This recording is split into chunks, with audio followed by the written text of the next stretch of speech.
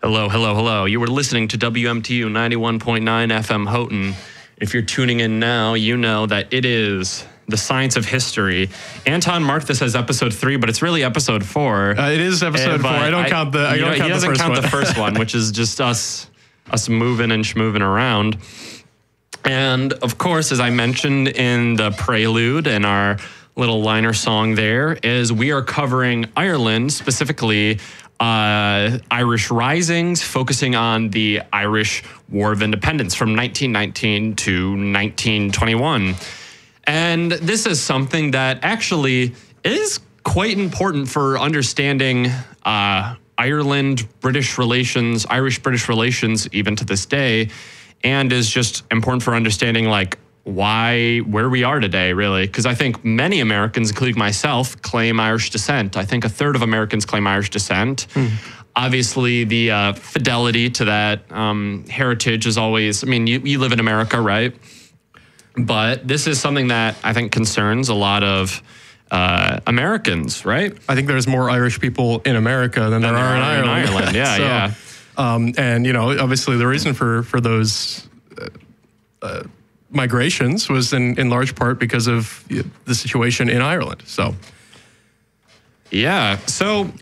I guess let's start with a little bit of background. Anton has before me this massive 6-page outline. If we're going to talk about your heritage, Andy, we got to do it right. Yeah. Oh my gosh, these mics are clipping like crazy. Are we having some difficulty with No, it's just the mics are clipping like crazy. I got them. Okay, cool. Yeah. All right, so I thought we'd start, with the history of Ireland in general, the history of Ireland before British involvement there, before English involvement there, because Ireland is really not a culturally British place. They're part of the British Isles, as they're now known, but the foundational culture there is, of course, Gaelic.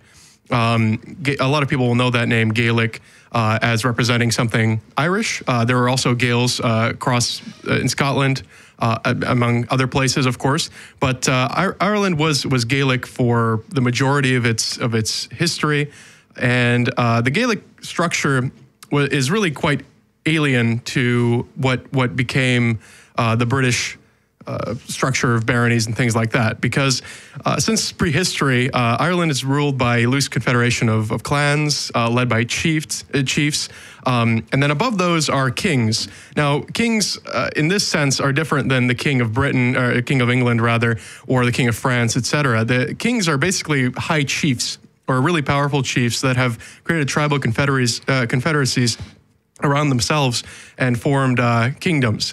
Now, there are 4 of those in Ireland. We'll talk about those a little bit later. Those are now traditionally known as the provinces of Ireland. Leinster, Munster, Ulster, and Connacht are the 4. Each of them has 6 counties, I think, right? Or I don't know the exact county number. Anyway, so there are counties in them that were sort of organized around tribal lines, but parish lines as well. We'll get into that a bit later. But the important thing to take away from all this stuff is that there's no centralized government in Ireland at all. Even when a particular high king becomes powerful, there is never any kind of attempt to centralize the government in a way that, the king would have his advisors and they would be in charge of certain things over the entirety of Ireland. That never really occurred. And of course, this sort of division leads to problems when other folks arrive. Of course, the big one that happened before the British was the Viking invasion during the Viking Age. Vikings started to appear around the shores of Ireland around 1795, and by 838, rather, they capture and fortify Dublin, which before that had been a pretty quaint fishing village. But obviously, as we know, Dublin is the capital of Ireland today. It's a large European city. Quite fortified, and that really had its start in the Viking firm grip on the shore of Ireland. Now, they mostly settled around the eastern shore. They definitely the southern shore as well. They had a few cities there, Limerick, a bunch of port cities that they used essentially to control the sea, as was their usual cultural sort of domain. The interesting thing about the Norsemen, and this sort of plays into something we'll see with the Anglo-Normans a little later, is that the Vikings began to trade quite actively with the Irish, and they became Gaelicized. Now, what does that mean? That means that they became more akin to the people that they were around than to their own culture back in, Norway, Denmark, Sweden. And they intermarried quite a lot. You see a lot of marriages between Gaelic high chiefs and Viking daughters, or vice versa. You see a lot of sort of ethnic mixing, so to speak. So by the time that the High King Brian Boru, who is a very prominent High King, in fact, his famous silver harp is kept in Dublin to this day, and actually is that is the source of the sort of the harp symbol of Ireland is Brian Boru's fine silver harp. I've never seen it, but I'd love to. I think it's in Trinity College, but I could be wrong about that. Okay. So the Norse failed to establish a lasting dominion over the Irish like they have done in the past in France and Britain. Obviously, in Britain, they had the Danelaw, a huge territory of Britain that was, now York, that in the north, where they had an actual kingdom, a proper kingdom that fought wars on its own apart from their Scandinavian roots, right? In France, obviously, we have the Normans, who will play into this story a little later, but in Ireland, you never see that. You never see like an Irish Viking kingdom really form. So as I said before, Brian Boru, he's able to smash the Norsemen. There's a battle that takes place in 1014 that is called the Battle of Clontarf. And he does take Dublin, which effectively ends Norse rule in Ireland. If any of the listeners are O'Briens, by the way, that's why they're O'Briens. It's Brian Boru. So they're descended from Brian Boru, the king. But after he dies, as a High King, he has united Ireland. But after he dies, as has happened multiple times in history before this point, the other kings and the other chiefs, they split away and they start fighting again. And that actually leads to the next little chapter in the history, because the king of Munster, his name was Dermot MacMurrough, and you'll have to pardon our Gaelic pronunciation, by the way, because neither of us are native Gaels. I wanted to learn Gaelic, but man, there's if I wanted to speak it with 50,000 people, boy, could I. It's a shame. It's a real shame. Yeah, but as I was saying to Andy a little while ago, there are actually parts of Ireland that still speak Gaelic, called the Gaeltacht, which is an area that actually high school students in Ireland visit as part of their education as they try to reclaim the language a little bit. And you're still required to learn Gaelic, Irish Gaelic growing up. Very different from Scots Gaelic, frustratingly. Yeah, exactly. Or Gaelic. Yeah. You're still forced to learn that growing up. Most Irish kids hate it, but it's been a pet project of Fianna Fáil for a while. That's also another Gaelic word that I'm probably mispronouncing, but Fianna Fáil. Yeah. All right. Yeah, we've been sort of doing a crash course on Dáil Éireann and Sinn Féin and a bunch of different Fine Gael, which are a lot of different words, and obviously we're going to butcher them terribly, but hopefully listeners will be patient with us as we parse through this stuff. So around this time, the Catholic Church has always had influence, or for a long time has had influence in Ireland at this point. But around this time, the kings and the chiefs, they start to realize that by using the sort of parochial structure, they can exert more influence, and by working with the church, they can have a stronger, more structured control over their lands. So that starts to become a very sort of integral part in the Irish cultural structure around this point. Now, just not so long after the Battle of Clontarf, obviously in 1014, about 100 years, maybe 150 years later, there's a king of Leinster named Dermot MacMurrough, who I've mentioned, and he is exiled by a high king who takes power over the majority of Ireland, and he goes to England, and he starts looking for mercenaries. And who is in England at this point but the Anglo-Normans? Now, the Anglo-Normans, a very important part of British history, obviously. The Anglo-Saxons are supplanted by Norman invasion, by William the Bastard. This is sort of a different, or we're not really going to get into this that much. Yeah, it's a whole different episode, but yeah, so he goes over there and he gets these mercenaries, and these mercenaries are well known actually throughout Europe. They're very capable. The Normans, obviously Viking roots, they're very, very good fighters, and they go across the Irish Sea. And they start fighting. They start fighting to reclaim the territories. Yeah, and interestingly, this also had the blessing of the only English pope in history, Pope Adrian IV. Yep. Or VI. I think it's the fourth. It's the fourth. Okay. Yeah. Pope Adrian IV. And the King of England at the time. Oh, Henry. yeah, of course it was the King of England. But Henry II. There's references to a papal bull that was sent out that was like, the Pope was like, yeah, go ahead, just run roughshod all over Ireland. Interestingly enough, this bull has not survived to this day, and we only presume its existence from secondary documents from the 1300s onwards, about 200 years after these events occur. So the actual legitimacy or the existence of this papal bull giving the blessing for the invasion of Ireland is up in the air. But I don't think that it's unbelievable to have the only English pope in history. Oh, yeah, of course. Get into a cabal with the King of England too. Yeah. And basically what this bull did was it gave Henry and his forces sort of carte blanche to do in Ireland as they wanted. And I think that the sort of the inspiration for this was to have a more structured Catholic influence in Ireland, because Ireland was sort of insular in a way. They had their own Catholic tradition that was sort of disparate from the mainland, and I think that from my point of view, I think that there's a pretty strong wealth of evidence that they would have wanted to do this. Now, whether the bull exists or not, that's a whole different question. I'm sure there's a lot of debate on that. So Dermot MacMurrough takes his seat back in Leinster, and he's helped by a very famous marcher lord, a Welsh. He's not really Welsh. He was a Anglo-Norman who came to Wales and was fighting the Welsh there, who also at the time had a fierce independent spirit. His name was Richard de Clare, who's also known as Strongbow.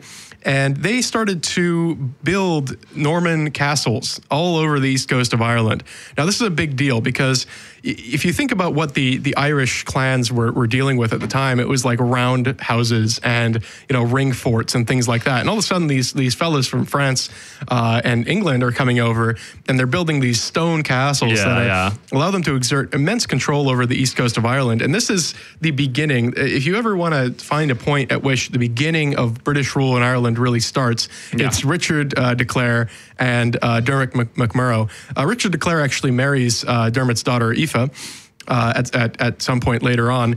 And definitely this starts to happen all over the place. Again, like as we saw with the Vikings, we see intermarriages between these Anglo-Norman mercenaries who come there, who establish land holdings, and they start to become Gaelicized. In fact, in sort of Irish history, there's like a humorous observation that the English become Hiberniorus Hibernus Ipsis, more Irish than the Irish themselves. And this becomes a point of amusement because later on, when the greatest Irish patriots are at least half Anglo-Norman, if not more. And there's a huge influence from these people later on, which we will see. In any case, this is definitely the beginning of the end of Gaelic Ireland as it was known for the majority of prehistory and history. Yeah, and if I can chime in a bit here, this is mostly Anton's notes for the first part of the show. I have a little more. My research was mainly done out of a Michael Collins biography, more on him later, but there is still a lot of people that at least in I don't know about like the native Irish movement of this, but I know that certainly within younger Catholic circles, there's this kind of longing for this old Irish Celtic Christianity that they see as like more mystical than this imposed Anglo-Norman Christianity that came later. So there is a bit of a smaller movement nowadays to try to reclaim this weird old, slightly paganized Christianity. And I just wanted to slide that in as a little, what Ireland was known for and what it became, right? I mean, we can dive a little bit into the Irish Catholic culture just a bit because it is important, and it is, as Andy said, it is distinctive because it has been sort of added to by the pagan traditions in Ireland. There's a really famous book called the Book of Kells. It's kept in Trinity College Library, and it is a really quite early illuminated manuscript book in Latin that was written by monks in Ireland. And it was definitely, if you look at it, you'll see that its sort of traditional cultural look is much different than anything that you would have seen in Roman Europe at the time. So definitely there's a lot of really interesting stuff. In fact, I wish we could go back further into it because it is very interesting. A lot of the saints are sort of, there's some history with like pagan figures that were sort of co-opted into saints. We don't want to get into too far into that, but there's quite a lot there. Before moving on, I think generally before like the 1500s, kind of around like Erasmus era, generally most cultures that were converted, like in the middle of most cultures that were converted in the middle of like the first millennium AD, generally infused a lot of pagan practices within Christian practices. And this was, I mean, the bishops would kind of be like, no, don't do that. But it generally just was like, oh, what are you going to do? It's like those crazy town folk again. But on the other hand, I have heard the statement that Ireland is like the appendix of Europe, because during the Dark Ages, the monasteries were constantly working. They were maintaining knowledge. They were like expanding the scriptures. They were writing these beautiful, beautiful manuscripts and sort of essentially creating really, really beautiful art. And then that actually ended up enriching the rest of Europe at a later date. So, we shouldn't sort of reduce Ireland's influence on Catholic culture at all. I don't want to make it sound like we're doing that. But anyway, as we sort of get back into sort of our focus here, the Anglo-Norman invasion begins about 800 years. 800 years, that's a long time, of British rule in Ireland. Now, this rule isn't always over the complete island. That came later. There's a lot of parts, like the Gaeltacht, for instance, were some of the extremities of Ireland on the western coast where you wouldn't have had all that much British influence. Ireland, in general, is not a very good place to raise crops generally.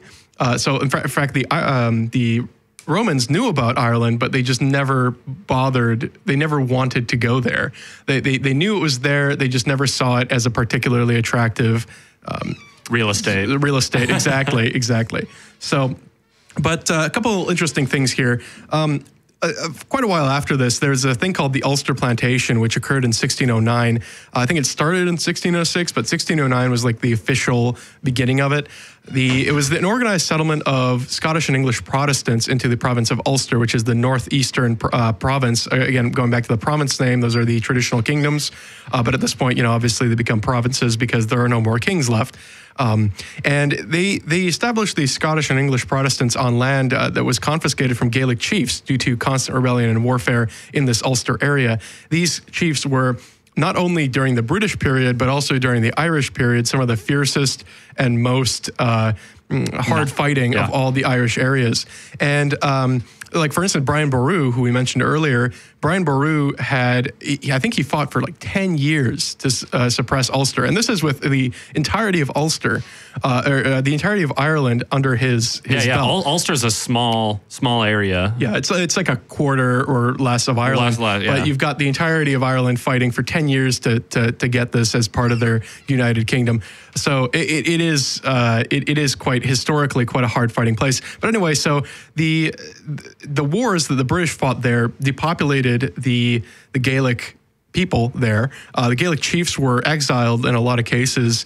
Some of them went to Scotland. Others went to other places. But it was not a populated area at this time. So they started, and the British saw it as an underdeveloped area. So they started to really push for more and more colonization of this area by these Protestants. And this actually leads to a sort of a conception of Ireland as the first colony of the British Empire. Yeah. And this is really very important later on as well, because the Irish are never really treated as co-equals in the British Irish relationship, even up until like 1921 or 1919, 1916, when the main rebellions start, or the successful rebellions, I should say, start.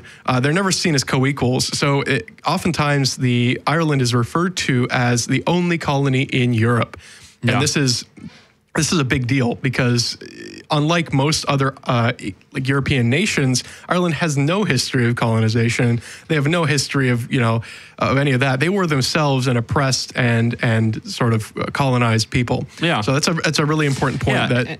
And also this Ulster plantation, these people are kind of known as like the Scots Irish as well, and this is not a group you want to be a part of. This is a group that, I mean... That's your opinion, Andy.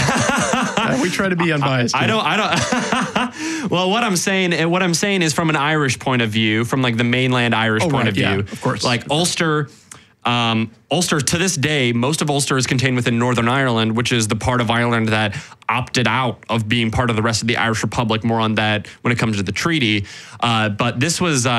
this area, obviously, of course, leads to... later troubles even into just only 40 years ago with known as the Troubles, right? Yeah, right.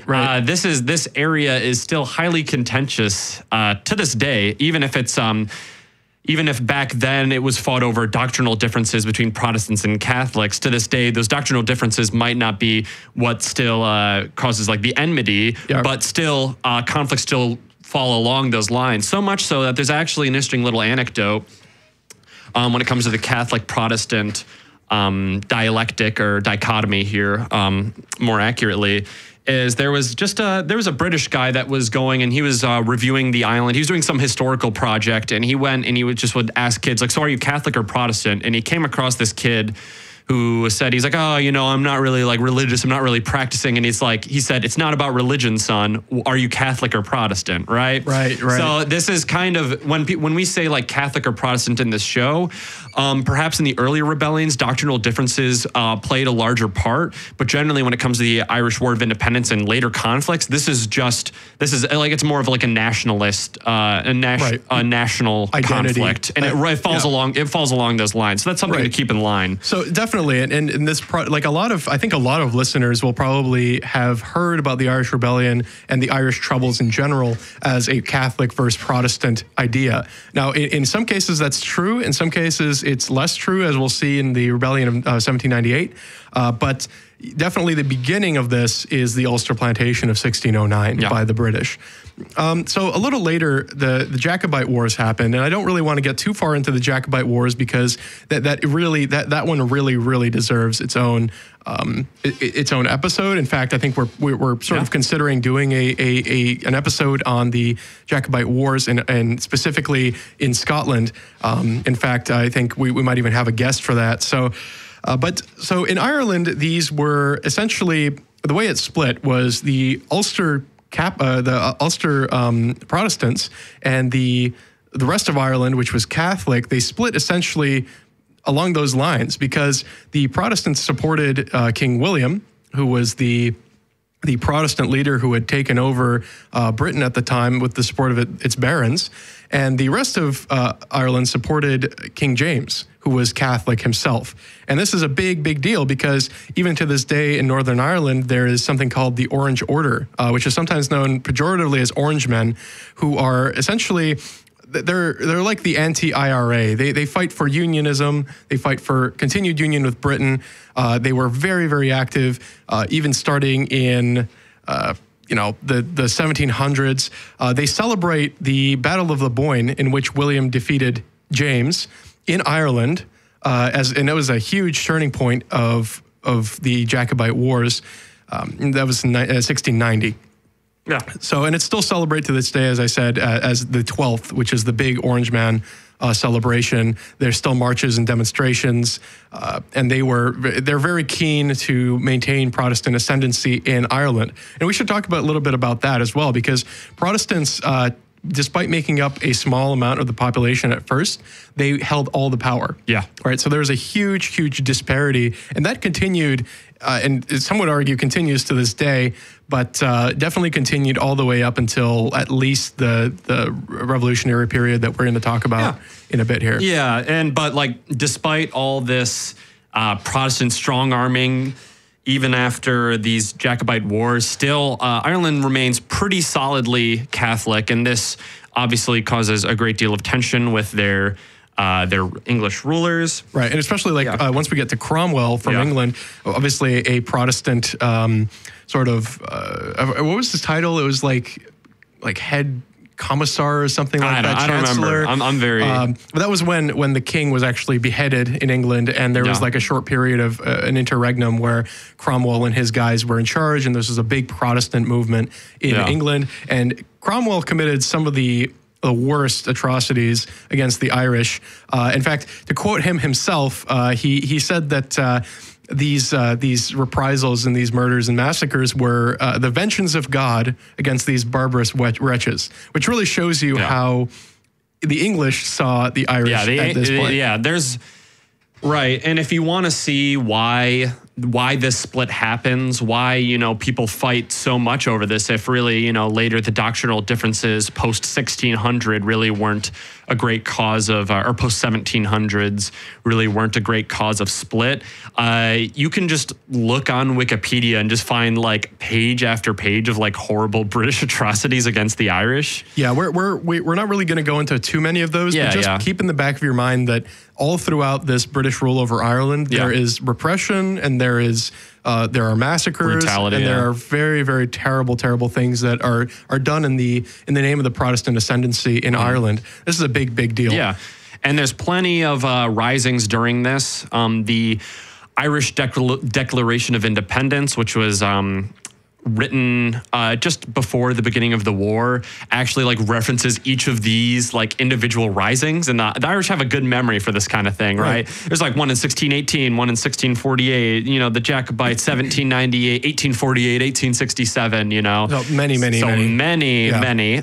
But the most significant before the Irish War of Independence is, of course, the rebellion of 1798 and its figure Wolfe Tone. Right, and Wolfe Tone was one of the figures in this rebellion. There's a so-called Society of United Irishmen, which was founded, interestingly, so this is going back to our sort of Catholic-Protestant dichotomy.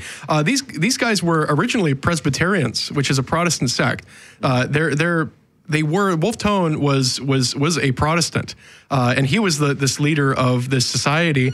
And this is important because we're now seeing Protestants develop their own. Well, before they had this Anglo-Norman identity. They identified with England in a lot of cases. This is where this Gaelicization comes into play, because they have real identity that binds them to Ireland rather than England.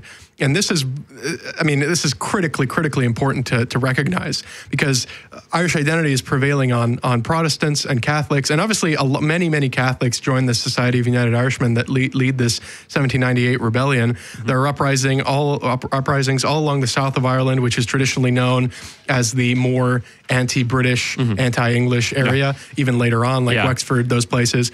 But the rebellion of 1798 is mercilessly crushed by the British, who hang and quarter and do all sorts of unspeakable things to, they might have not quartered them, I'm not sure. I think hanging and quartering might have been out of fashion by this point. Yeah. But they definitely, it was horrific reprisals against these people. And many of the leadership were hanged. And also I think in 1798, so our previous sort of shows on this or episodes in the show, we have talked about like the French Revolution around this time, the American Revolution 1776, the French Revolution 1791. This was during a time of great Republican sort of movement in Europe and in America. So you can definitely see this 1798 rebellion as Ireland's attempt to capitalize on this trend. Now, Wolfe Tone notably was a prominent defender or proponent of the ideal of an Irish republic, and a republic was quite a new concept around this time. And he must have picked up a little something from the French and the American at this point, right? Exactly. Yeah. I mean, these guys were reading, and they were fully in tune with the rest of the world, I think. And there's another fellow named Robert Emmet, who we're not going to mention as much, but he was also one of the leaders of 1798, and he was a serious Republican. He was an orator, and he spoke very, very often about republicanism in general. Yeah. Padraig Pearse, notably, we'll talk about him just a little later. He declared Emmet's attempt to be not a failure, but a triumph for that deathless thing we call Irish nationality. Yeah. It was a very, very important figure. Yeah, of course. And so actually the Society of United Irishmen, later on after the rebellion, they kind of came apart a little bit, and they gave root to something called the IRB, which is the Irish Republican Brotherhood, which is a secret fraternal society that, well, it was secret, but it was not so secret, if you get my drift. Yeah. They were bent on the establishment of a free Irish state. They were essentially spiritual descendants of the United Irishmen, as I've mentioned. And interestingly, in America, there is something called the Fenian Brotherhood. Now, Fenian is a term that refers to Irish nationalists. It's sometimes considered offensive, but we're using it in a historical context. And I think that since they self-applied this term, I don't think that it's a troublesome term. Definitely never, if you're British, never say this to an Irish person or call them that. That would be inadvisable, put it that way. But yeah, so the Fenian Brotherhood in America actually does some interesting things over the next century, including something called the Fenian Brotherhood raids, the Fenian raids on Canada. So after the Civil War, there are a lot of arms, obviously, in America. Just laying around. Everybody has this battle experience, including many Irishmen who came to America either as immigrants or specifically to fight in the Civil War. There were actually Irish battalions on both sides of the Civil War. And so these guys, they're in America. They're like, well, how can we assist in this cause of Irish nationalism?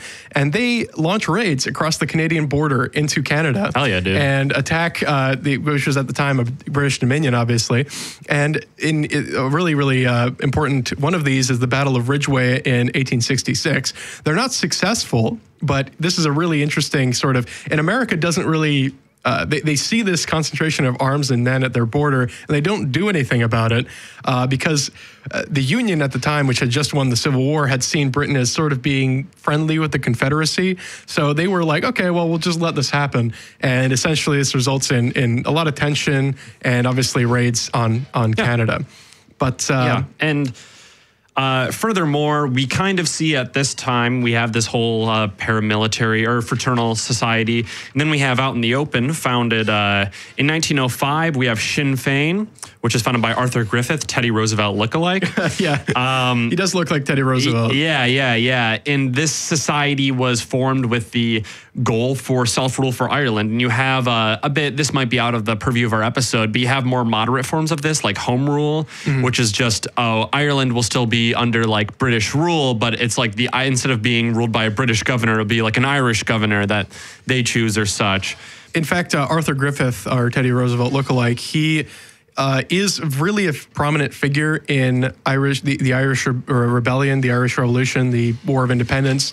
But his ideas about home rule change quite drastically over the course of his tenure in Irish politics. He actually originally advocates for an Austro-Hungarian model where, if listeners are unfamiliar, essentially it's one king, but they have separate separate parliaments, separate houses, which personally I think could have worked really well. Yeah, whenever I hear about these like obscure like political models, I just think about those people that are like the political compass, where it's like, well, actually, I'm a dual Austro-Hungarian monarcho Republican. Yeah. So, I'm just being silly. But I think that's a good point though, because I think that this moderate, like as we said in the French Revolution episode, moderates are hated by both sides. Yeah. Because the extremists on the Republican side are like, well, like what the heck? Well, at this point, why not establish a republic without a king? Let's just get rid of him completely and just have our own land. And obviously, Unionists will be like, well, why do we need one? We are British subjects. We are represented in Parliament, which they were actually represented in Parliament at this point. So yeah, and then this is kind of all bubbling up to the surface until we get in 1916 the Easter Rising, led by Patrick Pierce, or that's kind of maybe the anglicized Padraig Pierce. Padraig Pierce, say it right, Andy. Come on, you're Irish. Right. And this was kind of just like a week-long little barricade rebellion that took place almost entirely in Dublin. And many soldiers in this were Sinn Féins, right? Yep, Sinn Féin. Irish for we ourselves. I don't know if we already mentioned that. Yeah. So Sinn Féin means we ourselves or ourselves alone. It kind of, the translation varies. People sometimes argue about this, but we ourselves is generally the English translation. So the many Sinn Féin people and participants actually participate in the Irish Volunteers, which is Padraig Pierce's group of people who fight. There's also a gentleman named James Connolly who was in charge of the Irish Citizen Army. Connolly, interestingly, was a syndicalist, which is a really obscure sort of brand of socialism. It's another paradox ideology. Right, yeah. It's a lesser known version of socialism that never really took off. But he was pretty keen on not just republicanism, but also like social reform. Yeah. And But Padraig Pierce was the overall leader of the Rising, and he actually issued the proclamation of the Irish Republic from the GPO, the General Post Office in Dublin. Yeah, and which is the building that they were holding up in. Sorry. Yeah, and a couple interesting things is this is where we see the first appearance of our hero in this story. Hero, maybe protagonist, shall we say? Right? I think we have two.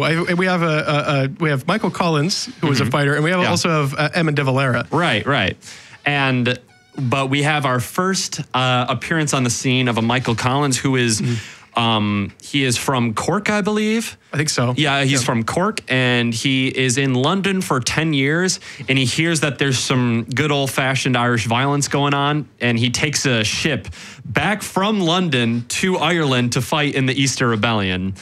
And so this Easter Rebellion was unfortunately for the Irish crushed, right? Yeah, we got to make sure we're unbiased here.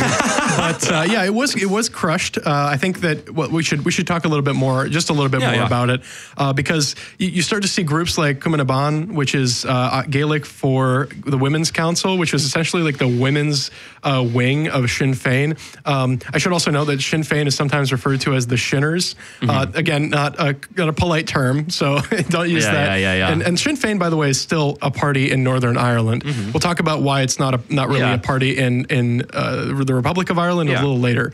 But so there's Cumann Ban, who become prominent at this point. Obviously, Michael Collins fights in this Easter Rising, but he fights in basically a soldier capacity. He's not a leader. He's not a leader. So not a leader yet, but importantly, there is a leader who is going to be important, and that man's name is Eamon de Valera. Eamon de Valera is an Irishman who, his father was actually either Cuban or Spanish. We're not sure. So if you're wondering why a guy named de Valera is in charge of a bunch of O'Connells and Donnellys, that's why. He was only half Irish. His father was of Spanish descent, either Cuban or Spanish. I'm not sure. There's there's still debate over where he was from.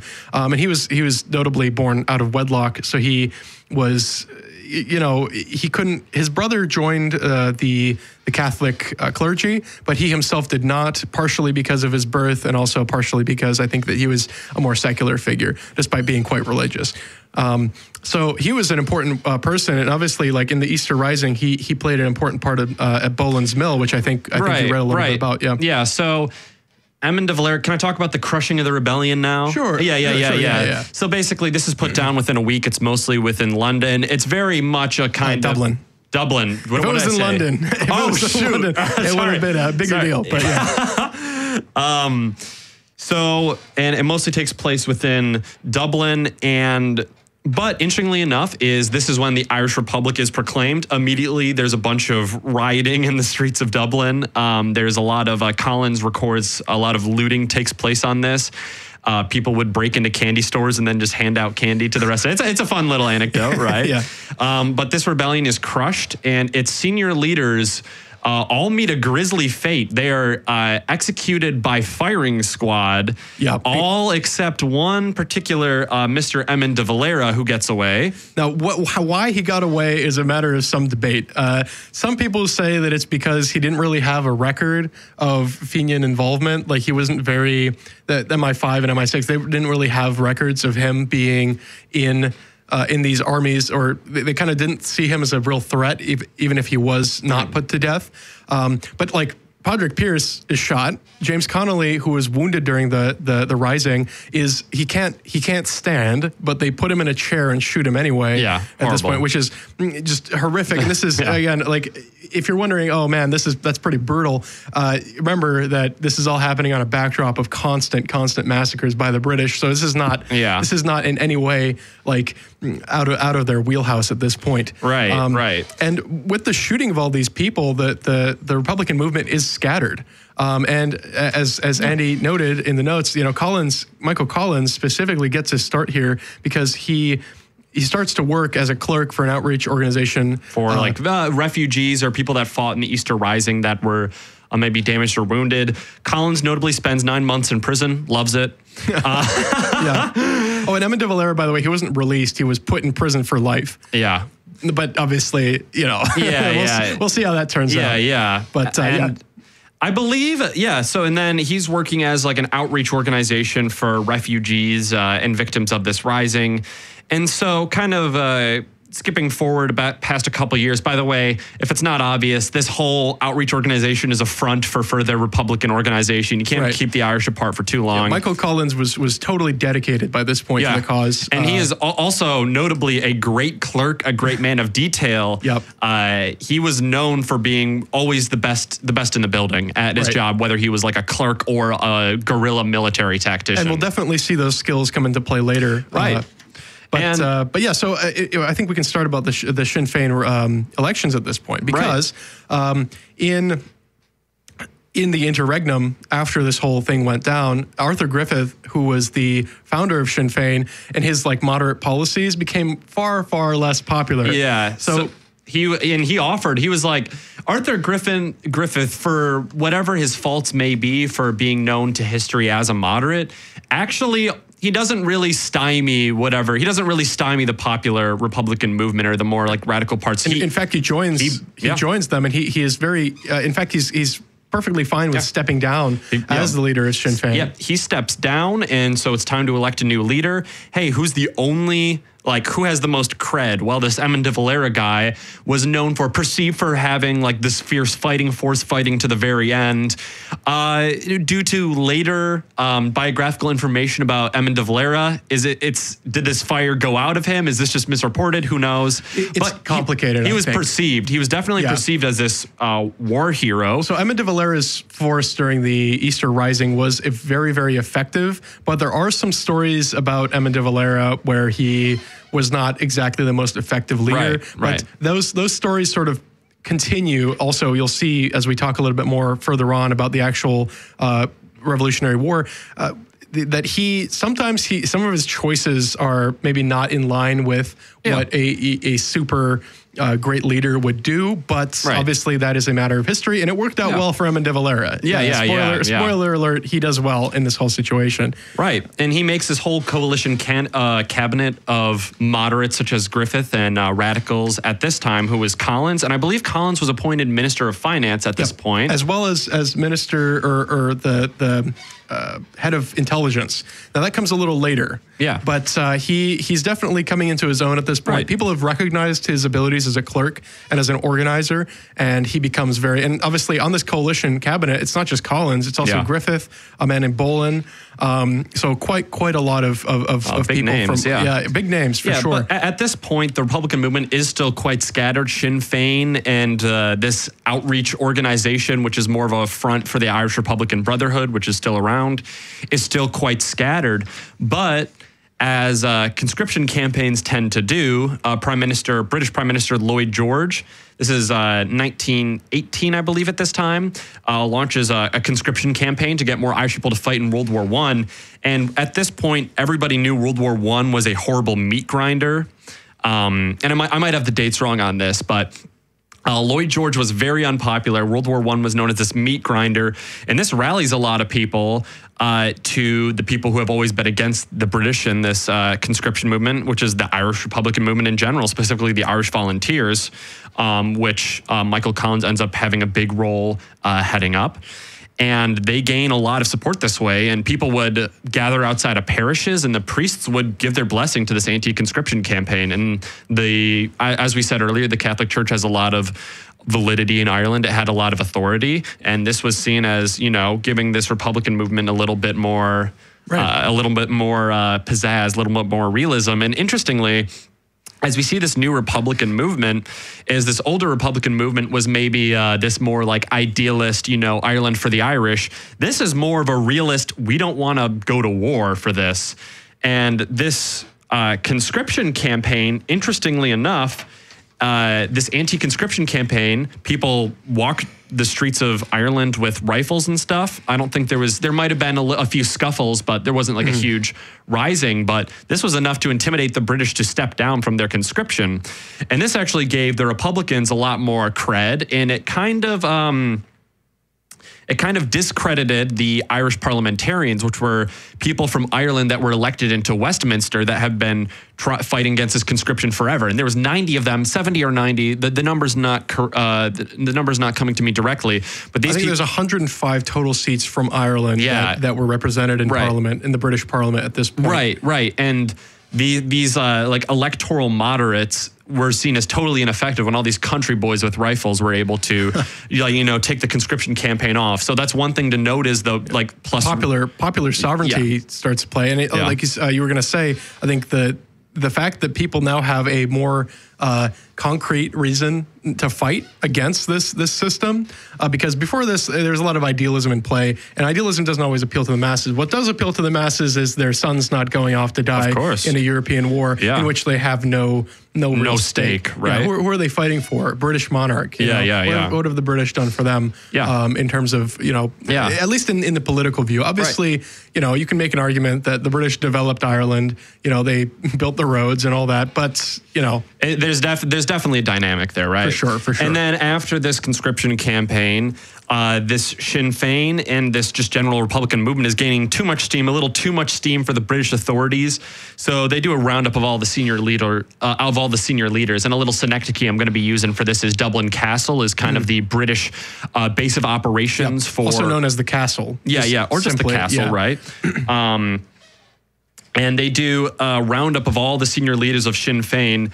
And they all get rounded up, except for Collins is out biking, trying to find hey, what's going on? And he realizes that they're looking for him. And he goes to his buddy's house, realizes that his buddy's been nabbed, and he hides in his buddy's house because who would check a nabbed man's house again? Right, exactly. And so after this... That's very lucky. Right. And after this whole roundup, the dust settles, and it turns out that only Collins and Boland, out of all the Sinn Féin senior leadership, are left around. And Michael Collins was basically like a clerk, ended up being thrust into this position of being the head of the Volunteers, ended up being thrust into this Minister of Finance, notably known for being the only person in this Sinn Féin the Sinn Féin government for being very effective at his job. He's known for being a great Minister of Finance, and the rest of the government was not known for efficiency or efficacy. Now, we keep calling it the government, but it's important to note that at this point, they're just Sinn Féin, the party. The government, and actually this is a good point to talk about, the British elections of 1918, which occurred, and 73 of those 105 seats that we were talking about earlier were filled by Sinn Féin men. And there was a huge swell of popular support for Sinn Féin at this point. And in fact, the Rising is sometimes called the Sinn Féin Rising. Right. But these 73 Sinn Féin delegates refused to take their seats in London. And instead of going to London, to Westminster, to sit in Parliament, they set up in Dublin instead. And they call themselves Dáil Éireann, which becomes the Irish Parliament. We'll use Dáil Éireann as sort of like it's the government or the Irish Parliament, but we'll use Dáil Éireann in that context. Now, the initial president, or Premier, as he's called in Gaelic, was Call Brew. But when well, we should talk about Eamon de Valera's, because Eamon de Valera is still in prison at this point. And so Michael Collins kind of takes over this Sinn Féin Republican movement. He's kind of thrust in this position, but he does wonderfully, right? He notably knows what's going on. All his political prisoners. He sets up line of communications in all the prisons, and he knows exactly how the guards is treating each prisoner, what the operations are, and the jailers are kind of uncomfortable with the amount of intel, right, that the Republicans are able to gather here. And so Collins, after this British election, starts breaking some of these people out, and he starts with Eamon de Valera. And Eamon de Valera keeps sending Collins wax impressions of keys, and they keep not working. But finally, they think they hit on an impression of a key they think works, and just in case makes himself a backup key. And so it's in the middle of the night. Eamon de Valera is running towards the gate. You know, he's out of his cell. He's running towards the gate. And Michael Collins is trying his keys, and he's cursing because none of them work. Eamon de Valera comes up, and he puts his own key in, and then they all flee. Yeah. Right. And this is a huge, huge coup, because this is a guy who is the president of Sinn Féin. Yeah. He is now essentially the president of Dáil Éireann. Yeah. And he's in charge of this Irish Republican quasi-state at this point. Yeah. And so basically, no man left behind, of course. Yep. Collins starts breaking more and more people out of prison. When I say Collins, I mean personally Collins. I think that at this point we can talk about what a man Collins was. Yeah. He was just a tremendous organizer, but he was also a tremendous organizer specifically of military actions or quasi-military actions like this. I mean, he broke out. I don't know what the number is, but quite a few of these Sinn Féin leaders were broken out of prison. And he, at this point, he has come into his own. He's become exceptionally powerful. He is on the Supreme Council of the Irish Republican Brotherhood, which is a big, big deal. He, obviously, being the only leader in the Irish Volunteers at this point, he accrues more and more power to himself, more and more influence, and people start to really, really take notice of this. On the de Valera escape, actually, it's kind of interesting to note that Britain drops their charges against de Valera at this point, because they know that and actually, we haven't mentioned this, but de Valera is an American. Yeah. He's an American citizen as well as being an Irish citizen. After he was broken out, he was like, I'm just going to go to America until all this blows over. Right. And the British can't have that. Yeah. And the Brits just do general. They say, oh, well, de Valera was going to get out of prison anyway, so he's not a fugitive anymore. So Collins kind of grabs him by the collar and brings him back in. Yeah. And so, Collins is enormously powerful, and this tends to arouse a bit of the envy of de Valera and Brugge. And so Cal Brugge was the Minister of Defense of this Dáil Éireann government, and he did not like the fact that Collins was essentially in charge of his own division. Essentially, Collins was in charge of all of the military operations at this time, certainly in Dublin, but Dublin being the capital of Ireland, that's a pretty big deal. Yeah. So Cal Brugge doesn't really like him. De Valera is nervous around this Collins figure because he has a huge power base in what will become the IRA, the original IRA, by the way, because a lot of listeners might have this idea of the IRA as a bombing campaign group that bombed during the Troubles. The original IRA was essentially the armed arm of Dáil Éireann. Yeah. The Irish Republican Army, by the way. I think we can probably move on to the actual uprising itself. For sure. So maybe we can talk about what does British presence look like in Ireland at this point. Well, there's a thing called the RIC, the Royal Irish Constabulary, which is the armed police force. The constabulary is actually broadly representative of the population. There are a lot of Catholics in this force, but they are led almost solely by Anglo-Irish Protestants who are overrepresented in the officer corps. These police were basically the hand of the British in Ireland. So they're in charge of all these things that the Irish people have come to hate: the evictions, oppressive measures, some massacres even.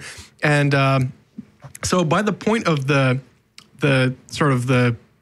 real trouble that starts in 1919, the British realized that they kind of need more Protestant and English and Scottish skin in the game. So they start recruiting auxiliaries and more constables for this RIC, but they start recruiting them from Britain, and they start recruiting them from former World War I soldiers that had just finished fighting World War I. They were unemployed, didn't have anything to do, so the British leadership is like, well, we have all these armed men with real battlefield experience, and they're unemployed, and we don't want any trouble here. So let's just send them over to Ireland. And that's, part of the justification there. And these guys become known as the Black and Tans. Yeah. Now, Black and Tans, there's a song which I'm sure listeners might be familiar with, the Come Out You Black and Tans. It's probably the big Irish rebellion song that is known in the popular conscience. I don't think we'll be able to play it today, but definitely give it a listen. It's pretty amusing, pretty interesting, and representative of this time. But the Black and Tans are hated, absolutely hated by the Irish people, not least because they are responsible for some of the worst atrocities that happened later on under the auspices of this RIC. Now, how did the revolution or the war actually begin? Well, there was a fella by the name of Dan Breen who essentially he says to himself, and this is actually a quote from a book that he wrote later on, or I'll paraphrase it, but he did say these broad words. He said, well, he thought to himself, how do you start a war when there is no war? You kill some people. So what Dan Breen does is he gets together with a bunch of Irish volunteers, and he attacks and kills 2 RIC men who are transporting, I think it was gelignite, it was explosives of some kind, kills them, and then that starts off this huge conflict. So a little bit about the political side of things here as well, because I think I might have skipped over it a little bit. In June 1919, Eamon de Valera goes to America to raise money for Dáil Éireann, which at this point is just kind of a weird protest government to the British. The British don't really consider it to be anything other than that. They're just, okay, these guys are just MPs who are doing a political stunt, whatever. But the issue is that once this stuff starts in 1919, Dan Breen's the Solo Headbeck ambush is in County Tipperary, which is what Dan Breen's attack. The British realize, okay, this is going to be a real problem here. Yeah. This is going to be an armed situation. So they declare Dáil Éireann to be illegal in September 1919. And Sinn Féin. And Sinn Féin, and basically anything related to this whole movement, they crack down on very, very strictly. So it's important to note that the Dáil Éireann never actually declares war on Britain, even later on, even 2 years afterwards. They never actually say, okay, we're at war with Britain. They acknowledge a state of war with Britain, but they never declare war. And Britain declares it a special military operation, quote unquote, some of that going on nowadays too. So Britain declares this special military zone in the south of Ireland where they start to really engage militarily. These RIC constabularies, the Black and Tans, they start engaging with these IRA people. They're organized, the IRA is mainly organized in something called flying columns, which are squads of men who move around the countryside very quickly and strike at weak positions. There's really a military imbalance here because the IRA itself cannot really match the British in a battle like you would see in Europe. Short on men, short on arms. Always short on arms, always short on men. Collins and his men always have to raid barracks and stuff to get arms for their men or explosives or things like that.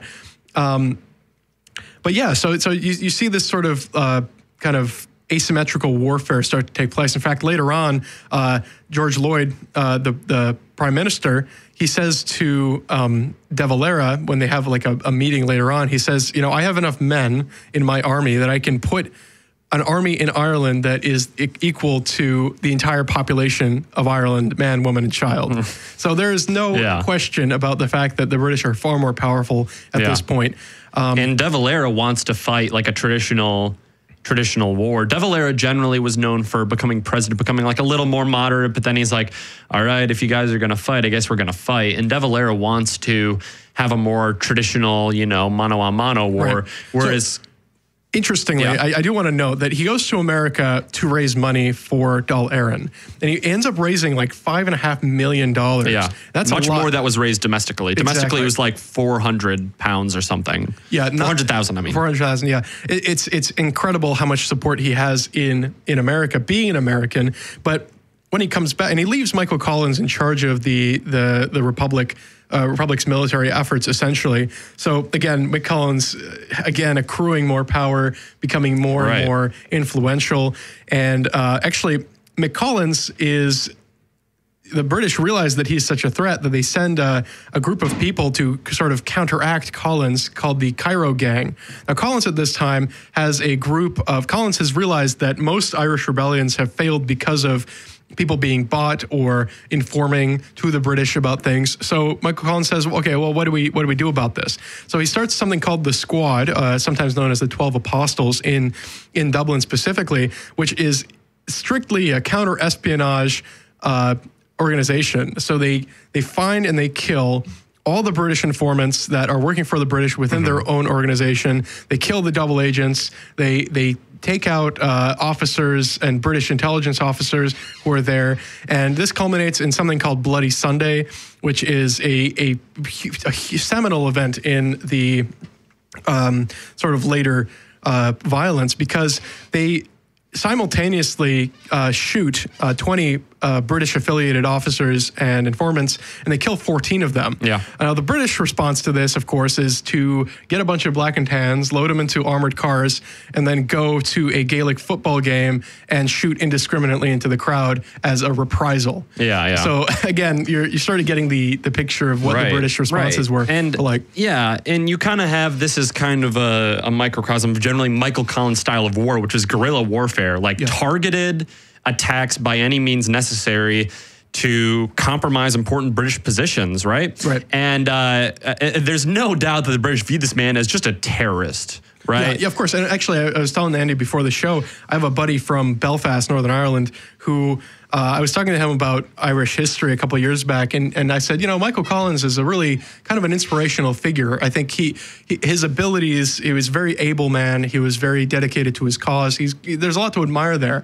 And he says to me, what are you talking about? This guy's not only a terrorist, but he's a thug. He's going around killing officers who are, not involved in warfare, et cetera. So there, even to this day, there's a lot of debate about this stuff, but there's always going to be debate, I think, in a situation that is essentially a civil war. In regards to the Squad, some of the victims of the Squad are generally, there's some debate whether or not these were actually known spies or just people that they just didn't like, right? But notably, the Squad was interesting. Michael Collins had this famous attention to detail. He was, a great clerk. He was a great minister of finance.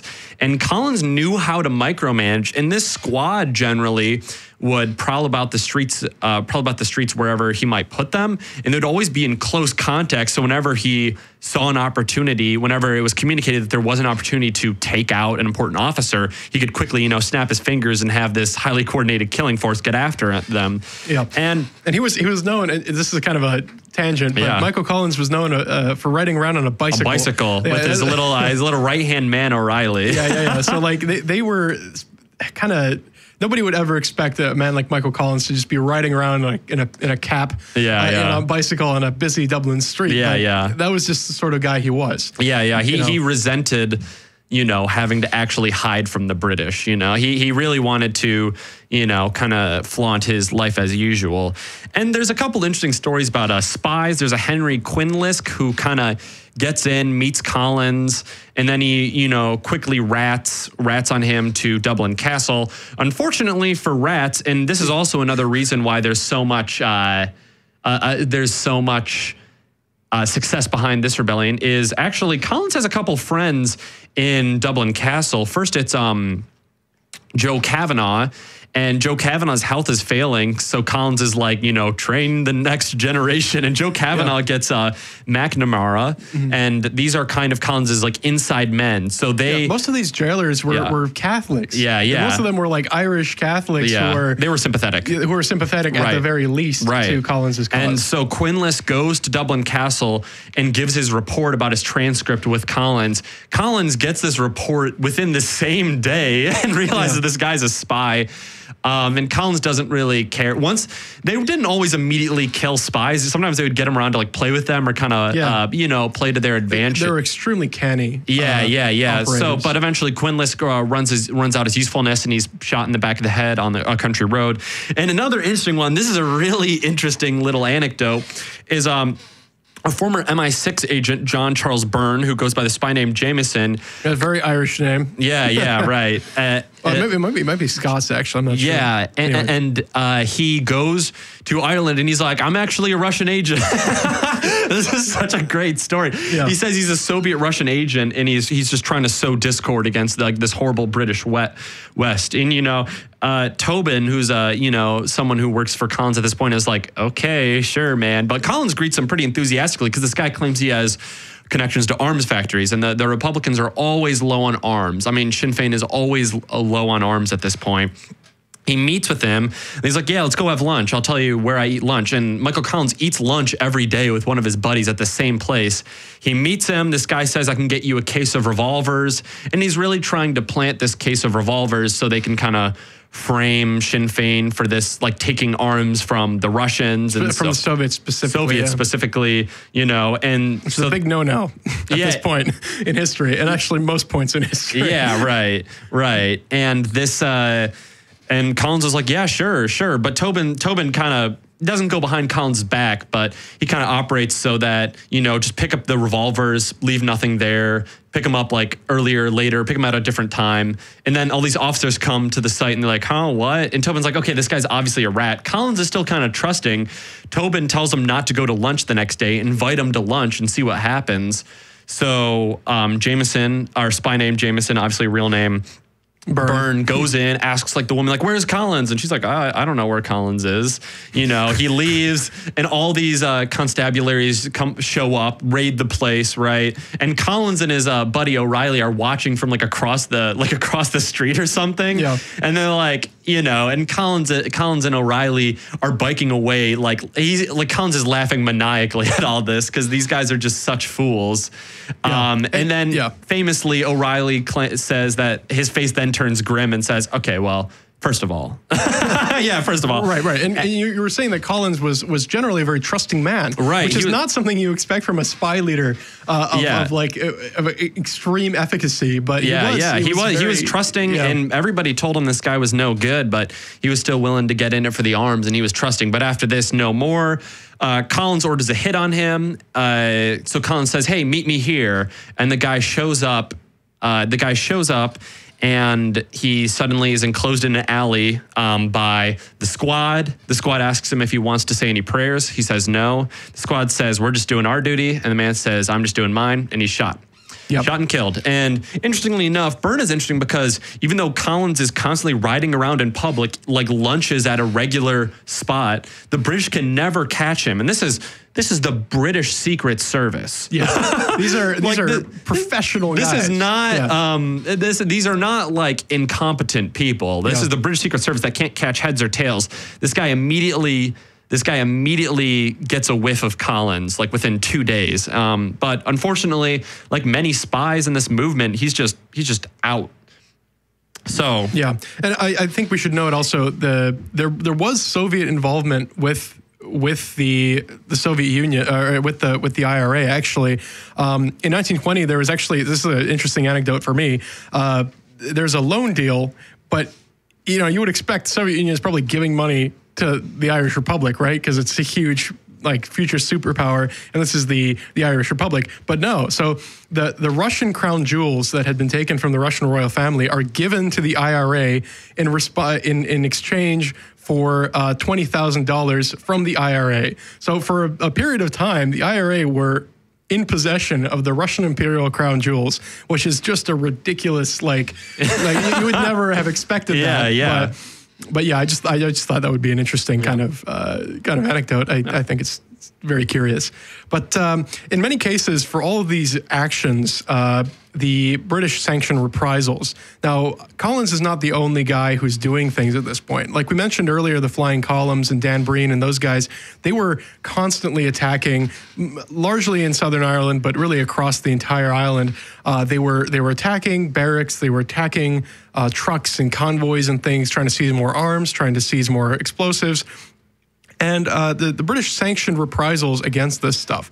And one of the really, really nasty ones that we will mention, there were many, but we will mention that at Cork City, which is the capital of Cork County, in December of 1920, so close to the end of the war, the Black and Tans, they hear about this attack by the IRA, and they burn down the entire city center of Cork. They just burn it down. Yeah. They just set the fire, they burn it down, and when the firefighters show up to try to put out the fire, the Black and Tans shoot at them.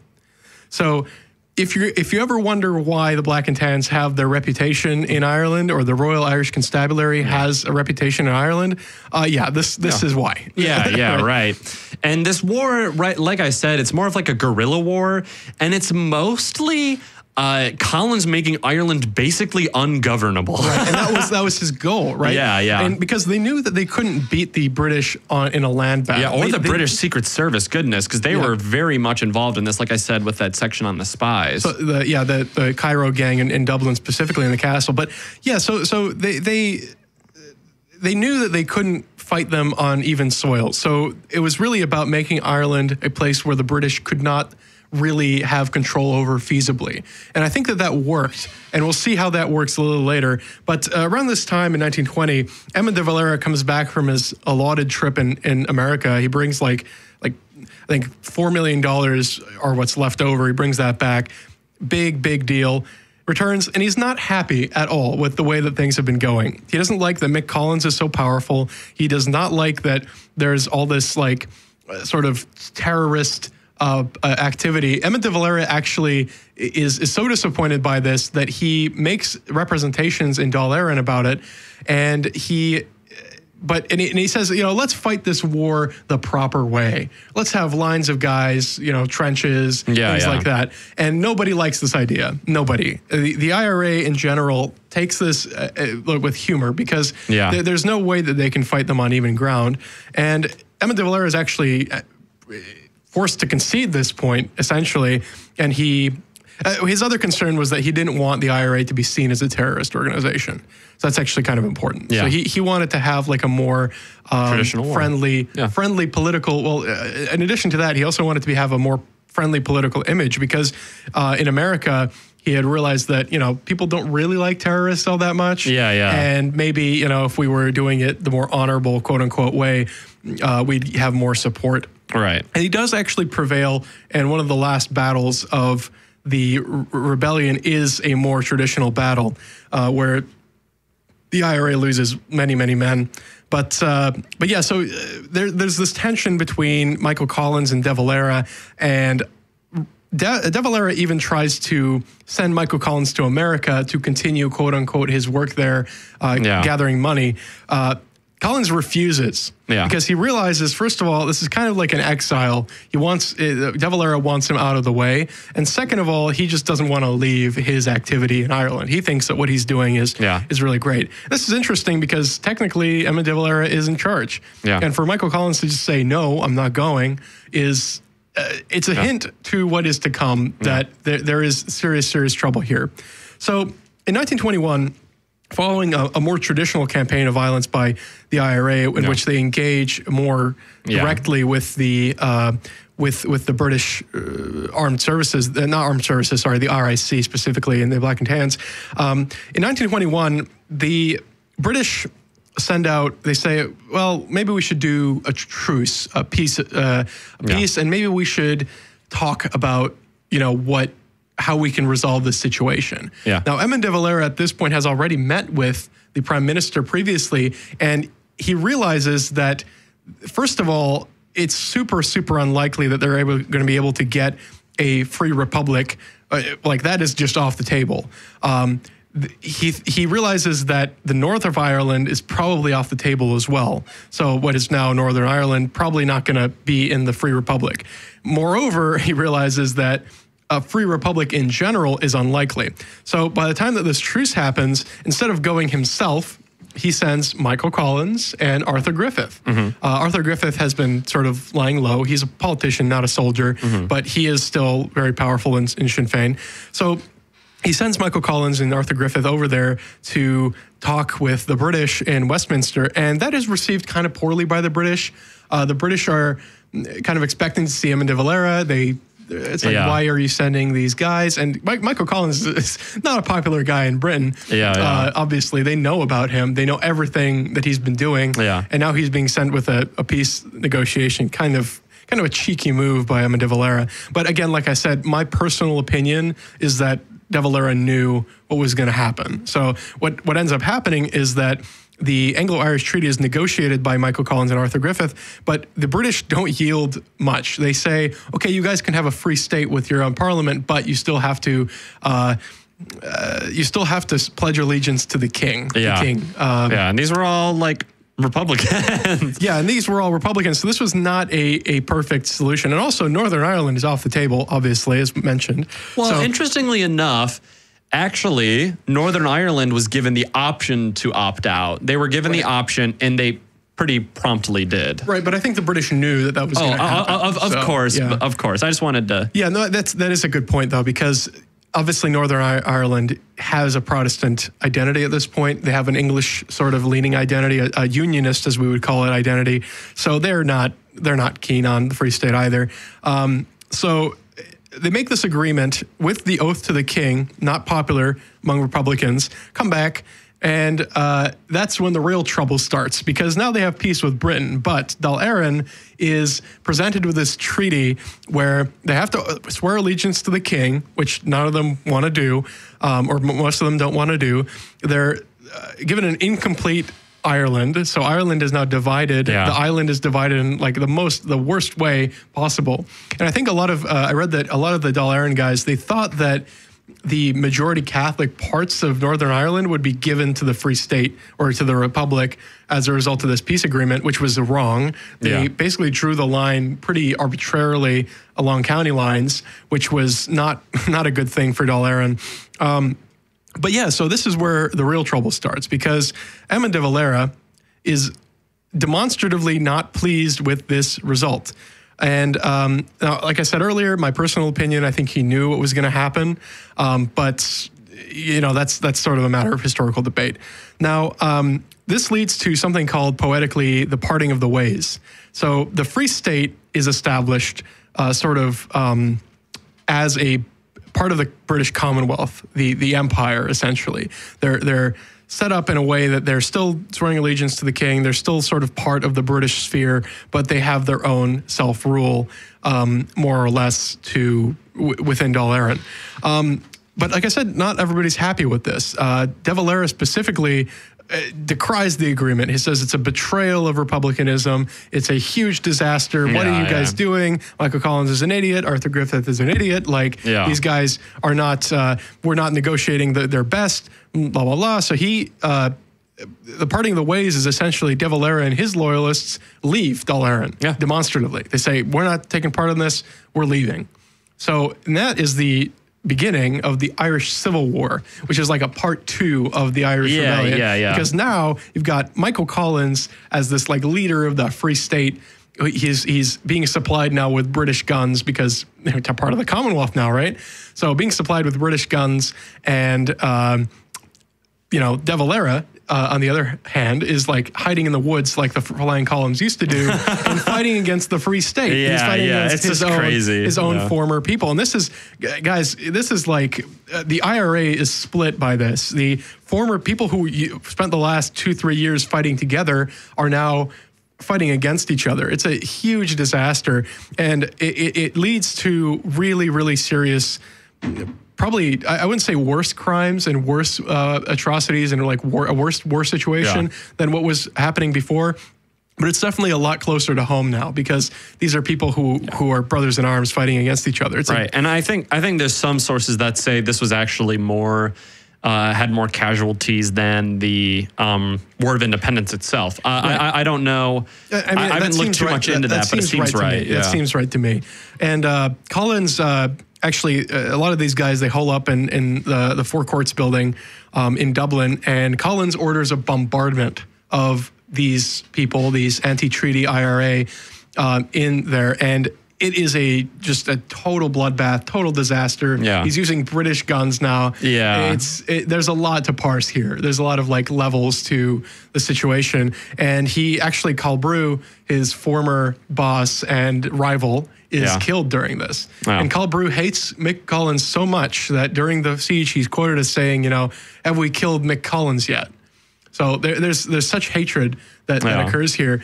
And obviously, all of these guys are now considered heroes of the Republic.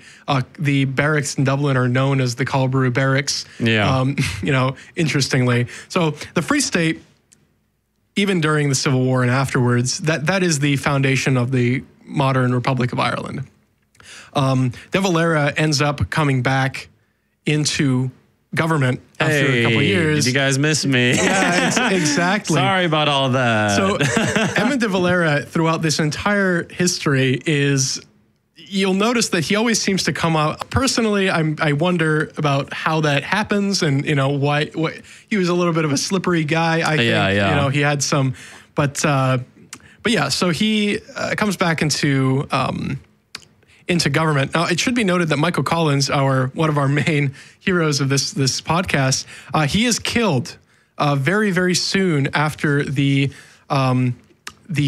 Civil War starts. In 1922, it seems like the Civil War is winding down. The Free State gets control of most of the country, and Collins sort of rides around and still very popular.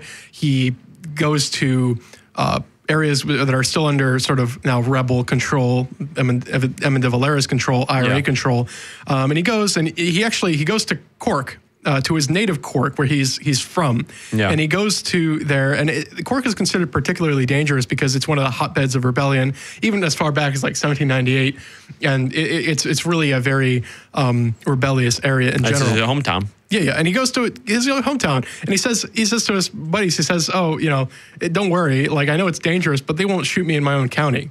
Yeah, well, they shot him in his own county. They shoot him at a place called Ballinabla, which is crossroads in Cork, and they're ambushed, and he jumps out of the car and starts firing at these hidden assailants in the hills, and he is shot and killed. And that's the end of Michael Collins. Yeah. Michael Collins, I think it's not inappropriate to call him the father of the Irish Republic. Oh, yeah. A lot of times, de Valera will take that title, but Michael Collins was a heck of a guy in terms of Irish history.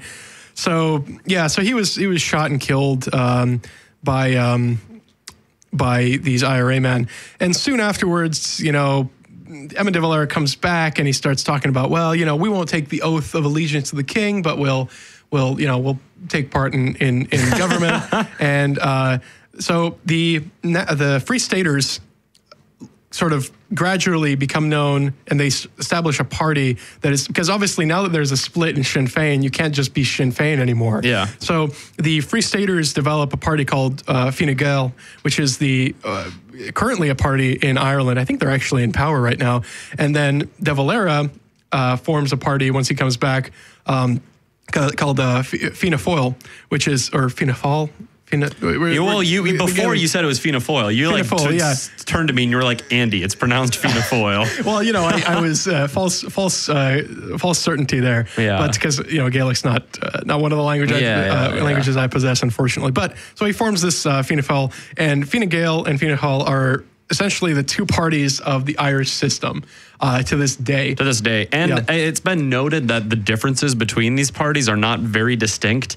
It really is just kind of, I don't want to say a petty split here, but it really is just this original split that demarks them, right? I think generally Fine Gael is known as a more Christian conservative, whereas Fianna Fáil is more of the progressive wing, but generally at times these parties have held each other's positions, and the actual differences between them is exceedingly minor. Yeah, and I think that considering Fianna Fáil is like a like a leftist group is erroneous, because Eamon de Valera himself was tremendously conservative, tremendously pro-Catholic. He was not, and towards the end, and obviously, okay, I should know that Eamon de Valera stays in power for like his entire life. He's either the president or the TSIC or some form of power in his life. So all this stuff works out super, super well for Eamon de Valera. In fact, towards the end of his life, when people say the president, they know they're talking about de Valera. And de Valera is still like pretty highly respected in Ireland to this day, right? Yeah. We noted a couple points of his where maybe, a little Machiavellian, little. Well, he was a self-described Machiavellian. Yeah. He actually, there's a really funny story where he recommends Machiavelli to one of Michael Collins's men. And Michael Collins's man, who's like a peasant, he reads it and he's like, this is ridiculous. Like, this is some nonsense, like political, like fanfic, basically.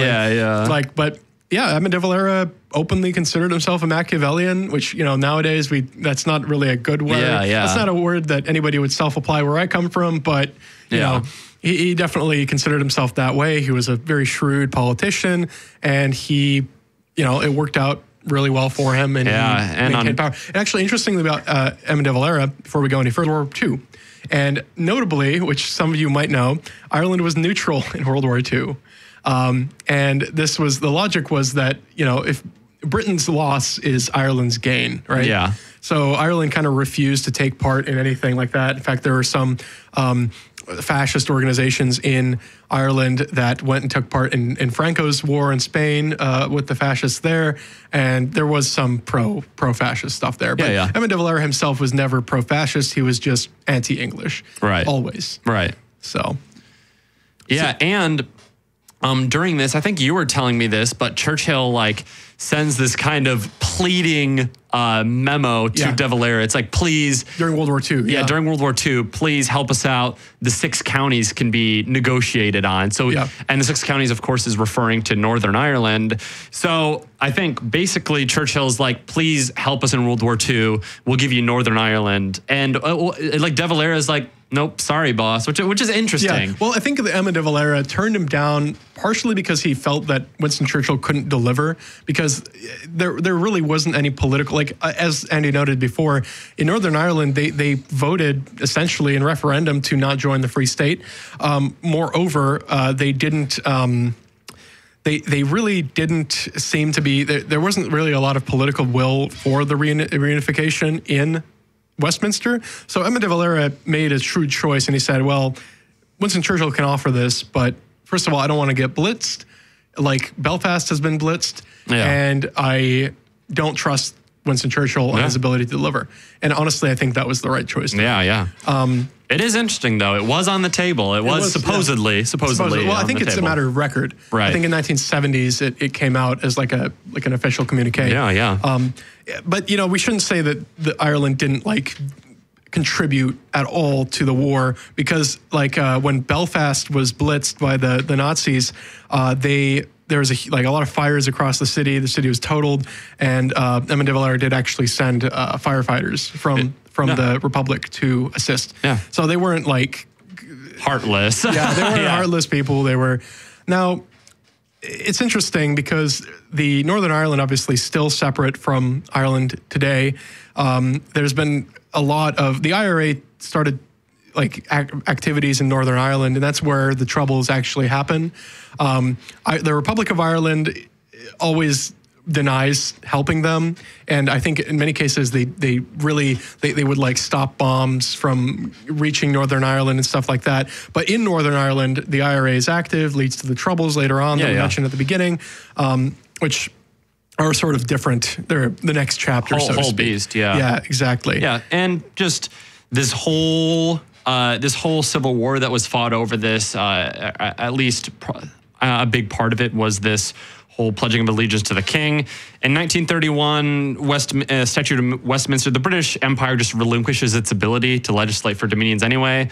So it's given 8 years. Right, exactly. Yeah, and it is, I think Collins is kind of this larger than life figure that unfortunately meets I almost said the word you can't say on air. He meets the bad end of the stick for a bad end of the stick for a war that in a country that he primarily fought for. And Edmund de Valera really, his political acumen or just plain luck is nothing to screw with. No, for sure. And there's some debate over whether what Michael Collins would have done if he had survived. There's some talk about the fact that Michael Collins might have been supportive of a new war for the Northern Ireland, for the Northern Irish counties. But that's all, it's like conjecture because we just don't know because he died before the war even ended. So yeah. So I think that about covers what we have on our notes. Do you have any auxiliaries? Any auxiliary notes? Any black and tan notes? Yeah, I think in general, like please, like listeners, do your own reading on this as always. Yeah. You know, if anything, this should be like a primer, like an introduction, sort of a primer, like definitely because we didn't really talk about like Arthur Griffith or any of these other guys really in depth. They are really important, interesting figures in their own right, if not super interesting because you know they're not shooting guns at each other, but you know they're important people, and it's always really important to look at this stuff sort of as like political development within this country because it went from home rule to free state to republic, and definitely check it out. I would recommend a couple pieces of media. I think that, like the book that you're reading sounds like it's pretty good. This is a really great primer on the whole period. It's a bit of a hagiography of Michael Collins by O'Connor, who I actually found out today fought in the Irish Civil War. Oh, really? Yeah, he fought in the Irish Civil War. It's as a free stater. I believe so. Yeah, okay, I would imagine so. And if he's writing about Michael Collins. Yeah. And this book is really more of an interesting insight of what like Michael Collins was as a person. He was known as I think O'Connor said like this man was more Irish than Irish. Yeah. Like he had a horrible temper. It's almost like cartoonish the way it's written. And maybe obviously I think a lot of this could be historical embellishments, but it is almost like realer than reality. Where Michael Collins had this like right hand man. Had this right-hand man, O'Reilly, and Collins had notoriously a pretty huge temper. One moment he would be like furious at you and he would wrestle you to the ground. Another moment, he'd be like, grinning and slapping on the back. Yeah. But poor Collins would always take his temper out on O'Reilly. Yeah. And there's a funny little anecdote in the book where that spy was talking about earlier, Jameson as his spy name. Basically, once Collins figures out that this guy is like not to be messed with or just not to be interacted with, Collins still wants to play him because this guy does admittedly give him cases of revolvers, Collins still wants to, use this guy even if he knows him. But he says, like, for a period, okay, nobody go contact with this guy. And O'Reilly goes out to, like, the store to grab some stuff. And, like, Jameson sees him and, like, walks up and he's like, hey. And, like, he's like, oh, no, I got to walk away. And Jameson catches him, like, when can I see Collins? When can I see Collins? And he's like, tomorrow or whatever. Yeah. O'Reilly goes back to Collins and is like, hey, I saw him. And Collins is like, you what? He, like, gets super peeved at him, And then he's like, okay, fine, I won't see him tomorrow. O'Reilly goes home, sleeps, wakes up in the morning, and encounters Jameson again. And he says, he like sees Jameson. Jameson's really pressuring him. And O'Reilly's like, okay, you can see Michael Collins at like 5 o'clock today. He goes to Michael Collins, and Michael Collins is like, you saw him again? It's like, it's a really funny book. It's really short. It's 180 pages. Yeah. It's written in the tech library, right? So it's in the tech library. Yeah. If anybody's interested, local listeners, take it out. After Andy's done. I think it's a great little book. It's written very narratively. It's very funny.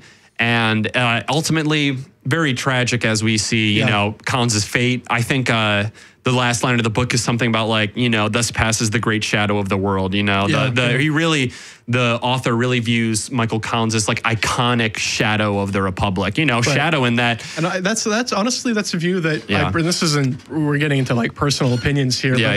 For me, Michael Collins is a far more respectable figure than Edmund de Valera. Because he was the hardworking, the workhorse, the boxer, so to speak, of this rebellion. He was pulling all this behind him. He didn't come from, nobility or a rich family. He was a working man who had been working in England as like a regular proletarian work. And he comes back and he through skill alone. It comes back to fight, whereas Eamon Valera, whenever it gets too hot to handle, Eamon Valera leaves, right? Yeah. And you know, of course, personal opinion. If there's any Eamon Valera stands out there, I do apologize to you. Yeah, they're knocking on our window right now. They're stop talking about our boy. They're going to show up. But there's a great film, biopic about Michael Collins that I watched some years ago, which has Liam Neeson and Alan Rickman. So Liam Neeson plays Michael Collins. Alan Rickman plays Eamon de Valera. Yeah. Now that I see Eamon de Valera's portrait in front of me, it kind of works. It kind of works. But it's a great film. It's a little bit embellished. I wouldn't call it strictly historically accurate, but it will give you at least some sort of idea about Michael Collins' life. It's just called Michael Collins. You can probably find it wherever people get movies nowadays. Legally.